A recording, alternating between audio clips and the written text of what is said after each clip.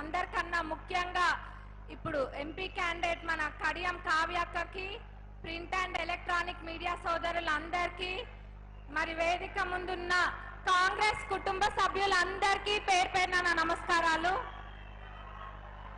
ఈరోజు కాంగ్రెస్ ప్రభుత్వం అధికారంలోకి వచ్చి 4 నెలలే అయినా గానీ ప్రజలకి మాట ఇచ్చిన తీరుగా ఎన్నో పథకాలను ఇప్పుడే అమలు పరవడం జరిగింది. ఇదే కాదు, ఇప్పుడు కోడ్ తర్వాత ప్రతి నియోజకవర్గానికి 3500 ఇళ్ళు వస్తాయి.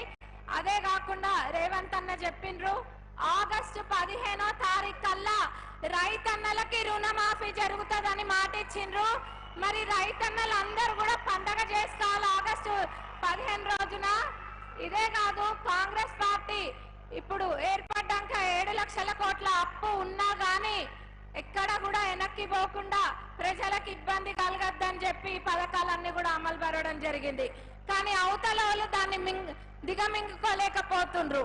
ఎంతసేపు కాంగ్రెస్ పార్టీని గెలిచిన ఎంబటి నుంచే మొదలు పెట్టిండ్రు 6 నెలల్లో కాంగ్రెస్ ప్రభుత్వం పడిపోతుంది అని. ఏంటంటే మేము బాగుపడకపోయినా పర్వాలేదు కానీ పక్కన వాళ్ళు బాగుపడితే మేము మట్టి కోర్చుకోలేము అనుకునేటోళ్ళ బీఆర్ఎస్ వాళ్ళు. ఇప్పుడు కాంగ్రెస్ ప్రభుత్వం ఇన్ని చేసినా గానీ ఇవన్నీ కూడా వీళ్ళు కేవలం ప్రజలలో ఒక భ్రమ సృష్టించడానికి చేస్తుండ్రు.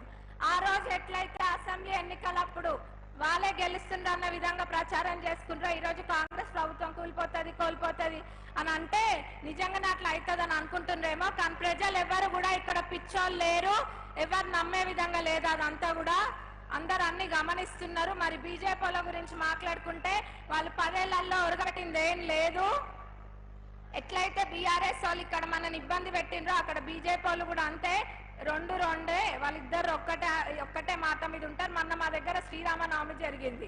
అయితే బీఆర్ఎస్ ఎంబట బీజేపీ వచ్చిండ్రు, బీజేపీ వాళ్ళు ఎంబట బీఆర్ఎస్ వాళ్ళు వచ్చిండ్రు. ఒకళ్ళు వచ్చిండ్రు, ఒకళ్ళు వెంబటే వచ్చిండ్రు. మళ్ళీ పౌడు కూడా అట్లనే పోయిండ్రు. అంటే ఆలోచించండి వాళ్ళిద్దరి మధ్యత ఎంత సఖ్యత ఉందో. మరి బీఆర్ఎస్ ప్రభుత్వం ఈరోజు ఏదేదో మాటలు చెప్తుంది కానీ అన్నీ కూడా బోగస్ మాటలు. ఎందుకంటే వాళ్ళు ఒక్కటి కూడా వాళ్ళు అన్నవి చేయలేదు. 10 ఏళ్లలో దళితులకి 3 ఎకరాలు ఇస్తా అని ఇయ్యలేదు, ఇంటికి ఒక ఉద్యోగం అని చెప్పి ఇయ్యలేదు. మరి ఇట్లా ఎన్నో మాటలు చెప్పి నాటకాలు ఆడి వాళ్ళు ఏవి కూడా చేయలేదు. కానీ మా ప్రభుత్వం ఏర్పడ్డ కొన్ని రోజులలో అన్ని చేసినా కానీ ఇంకా కూడా దుమ్మెత్తిపోయబోతుండ్రు.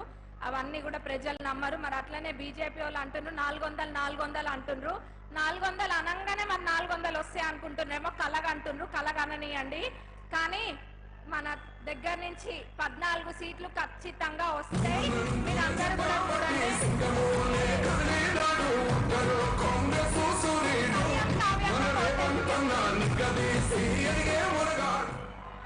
గంట్ర భూపాల్పల్లి శాసనసభ్యులు గంట్ర సత్యనారాయణరావు గారిని మాట్లాడవలసిందిగా కోరుతున్నాను.